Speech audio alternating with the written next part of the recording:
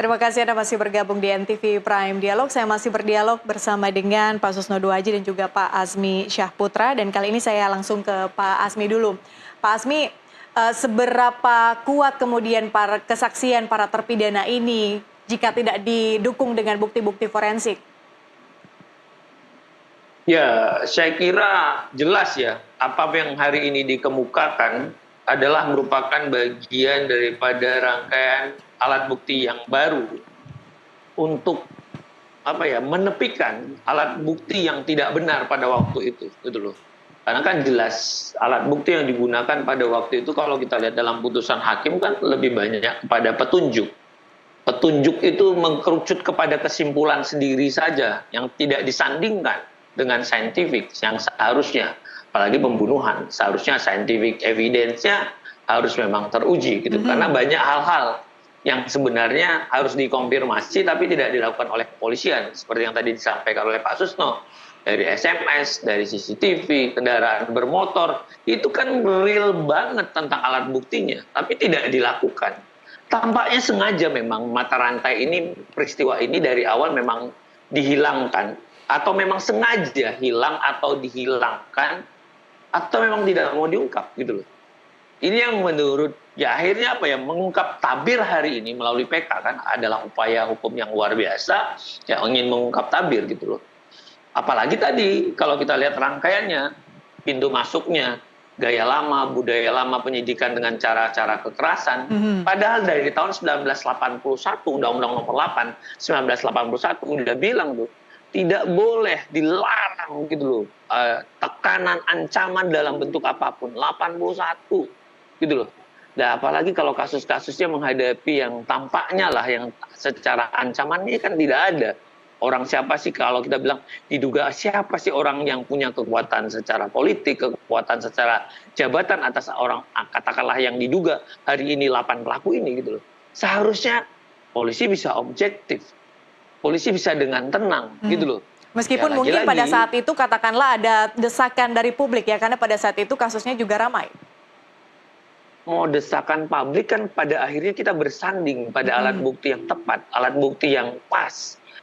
Lagi-lagi kan kita bilang tadi kan kenapa ini terlalu terburu-buru kalau memang belum terbukti. Kenapa harus main tangkap aja, harus itu mendengarkan laporan atau keterangan orang yang tidak tepat.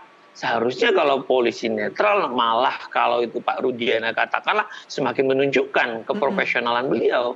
Bukan emosional begini gitu loh, dengan cara katakanlah memang ya korban sudah terjadi tapi jangan juga mengorbankan orang yang tidak salah. Ini kan tidak tepat dan itu seperti diromantisasi begitu lama gitu loh. Sampai 8 tahun baru ada upaya ingin katakanlah mengkoreksi, dan begitu ada publik itu terbuka dan ada suara kebenaran bersama.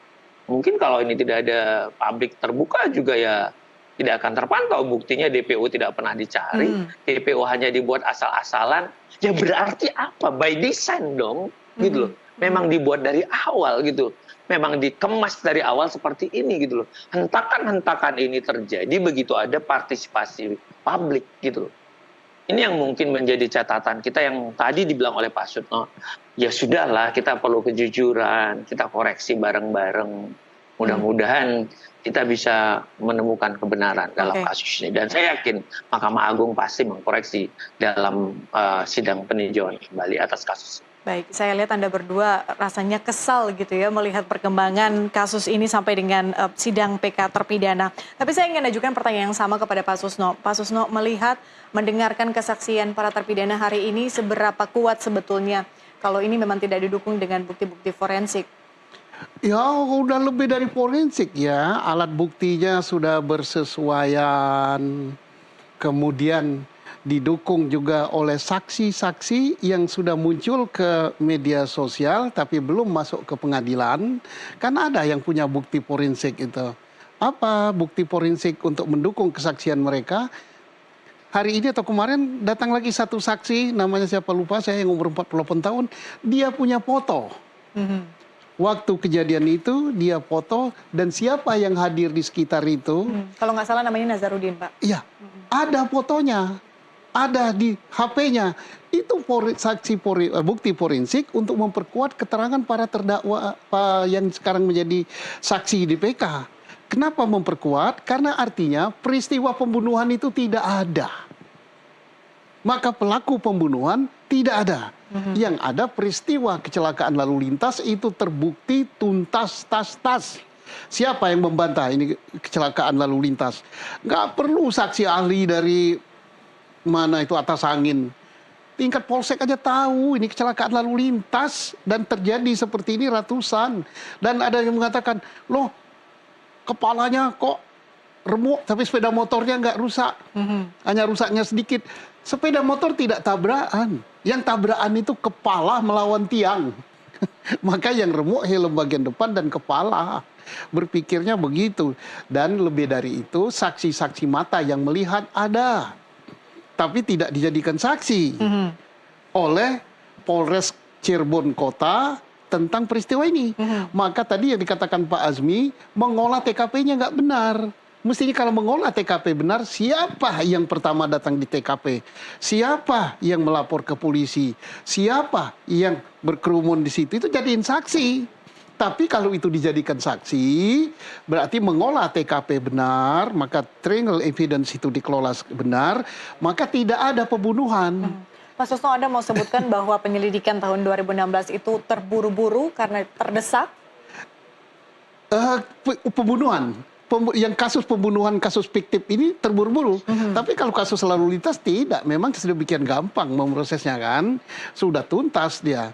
LP lalu lintasnya masih ada dan sudah selesai. Nah ini contoh kasus yang bagus juga untuk Polri gitu. Satu kejadian di wilayah Polres Kabupaten, Polres Kota ikut nebeng. Ini kan aneh. Mestinya kalau ada Polwil waktu itu ya atau Polda, jelaskan ini kejadiannya di wilayah kabupaten. Sudah tuntas, kenapa ditarik ke sini menjadi pembunuhan dan didramatisir sedemikian rupa sehingga desakan publik melalui media bahwa harus ada tersangkanya, harus dihukum karena pembunuhan kan dibuat kan. Padahal TKP-nya di sini. Ngelola TKP-nya nggak beres pembunuhan ini tadi kan. Kalau dikelola TKP misalnya di SMP 11 dan di belakang showroom, maka tidak ada apa-apanya di situ. Saksi nggak ada, barang bukti nggak ada. Yang memang nggak ada, kok fiktif. Yang ada di atas jembatan. Di atas jembatan ini, kalau mau dijadikan pembunuhan nggak bisa.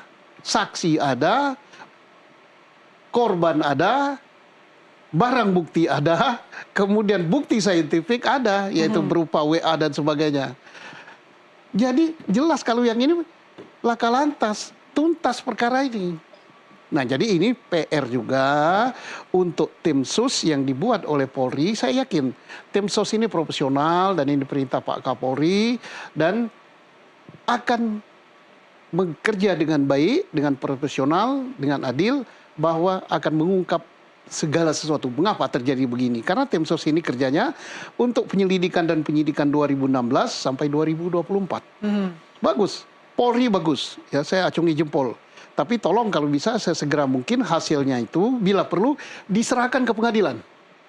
Dikasihkan kepada jaksa, dikasihkan kepada advokat atau penasihat hukum, dikasihkan pada hakim. Ini loh kasus yang sebenarnya.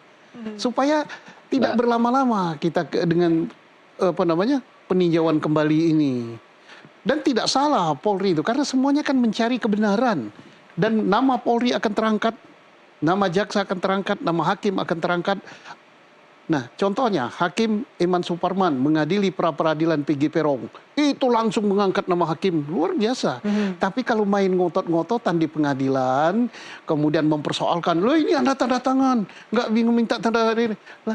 Nggak minta pendamping penasihat hukum. Ini namanya, apalagi ini kan palsu juga.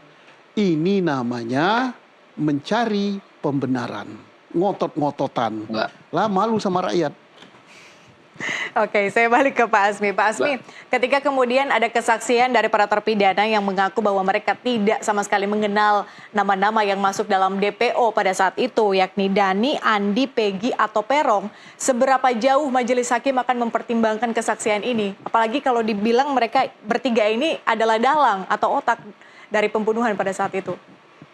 Ya, kan dalam hukum jelas ya ada subjek hukum. Jadi subjek hukum itu kan pelaku ya, orang yang mau dituduh, barang siapa, setiap orang dengan kualifikasi perannya masing-masing. Jika tiga nama itu tidak ada, apalagi katakanlah kawan-kawan penyidik menyatakan itu fiktif, ya berarti kan gugur dong. Gugur dong yang lain, orang itu tidak ada kok, yang SMS juga tidak ada, Peggy Perong juga sampai sekarang ini tidak ada. Nah, karena DPO yang tadi dibuat itu memang DPO yang memang tidak sesuai dengan syarat gitu kan. Ada tipu muslihat di situ, ada kebohongan yang di situ dari awal gitu kan. Ya, tidak dicari kemana sekolahnya, tidak ada upaya-upaya yang lebih detail untuk menemukan 3 DPO tersebut gitu loh. Tapi sebenarnya saya ingin menyatakan gitu loh, terlepas dari beberapa hal pandangan Pak Susno tadi gitu loh ya. Saya menyatakan ini juga ada catatan juga kepada perbaikan kepada media, karena kita waktu tracking di tahun 2000 katakanlah 8 tahun yang lalu ya, 2016 ya. 2016 itu media juga sudah publish ini, media nasional terhadap kasus ini gitu loh. Saya sempat tracking gitu loh. Ini hikmahnya juga kepada teman-teman media. Lah jangan percaya juga mentah-mentah sama konferensi pers dong. Media juga harus punya investigasi yang bagus sehingga ada keseimbangan gitu loh. Fungsi media itu juga dijalankan. Ini next ke depan. Jadi kita kepengen ada berimbangan dan koreksi yang seimbang gitu loh. Jadi bahwa media juga harus melakukan fungsi pers dalam hal investigasi. Jangan melulu di konferensi pers. Terus kalau tadi katakanlah Pak Susno menyatakan, saya kepengen ya apapun peristiwanya, kalau dengan katakanlah murni kecelakaan lalu lintas, ya nanti dibuktikan. Coba lihat ada nggak file di Jasara Harja? Apakah hasil berita acara pemeriksaan ini kan nggak pernah juga diungkap. Kita sibuk, teman-teman katakanlah itu dalam persidangan hanya menyatakan, kamu sudah nanda tanganin ini kan, kamu nanda tangani BAP ini kan, ini tanda tangan kamu kan lah.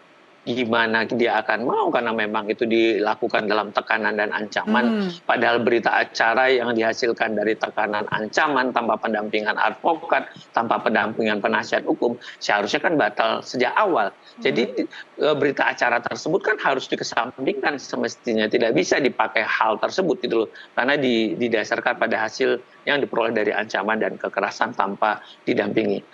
Terus kalau itu tadi katakanlah memang kecelakaan segala macam, kenapa polisi harus bikin skenario baru?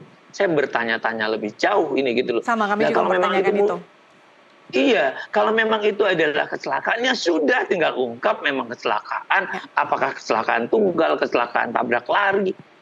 Sudah, kenapa harus mengorbankan orang lain? Halo, gitu loh. Untuk apa? Untuk kepentingan apa? Nah, di sini yang perlu kejujuran kita, gitu loh.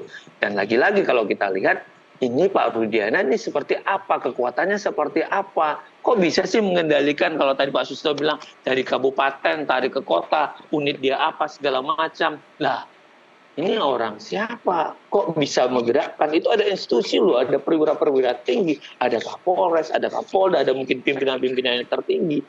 Kok bisa segampang itu juga, gitu loh.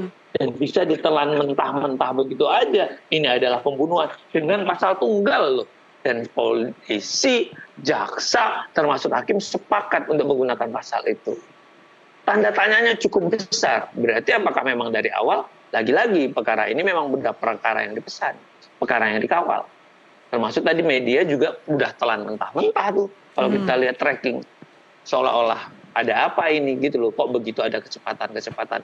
Lagi-lagi kita belajar dari kesalahan, kita belajar dari kekeliruan. Tidak ada, tapi kita ingin membangun negara lebih bagus. Agar penyelenggara negara tidak dianggap gagal. Negara tidak dianggap gagal dalam melindungi warga negara. Ini mungkin poin yang memang bisa kita ambil atau kita jadikan hikmah supaya nanti ke depan tidak lagi terjadi hal-hal seperti ini. Demikian, Mbak. Pak Asmi, terima kasih. Kami tentu catatan Anda tadi soal media, bagaimana harus menyikapi satu kasus. Tapi saya ingin tahu dulu, Pak Susno, apakah punya pandangan yang sama dengan Pak Asmi? Iya, 2016 itu ya kalau tidak salah kasus yang menonjol terkait dengan pembunuhan juga ya, yaitu kasus Jessica ya, Jessica kopi sianida. Memang ada berita Jessica, ada berita juga kejadian Vina dan Iki di Cirebon, tapi sehingga nyaris tertutup. Kemudian ada pemberitaan juga keluar. Nah, ada juga unjuk rasa di Cirebon itu minta supaya pelakunya dihukum seberat-beratnya. Karena otak masyarakat sudah dicuci bahwa ini pembunuhan.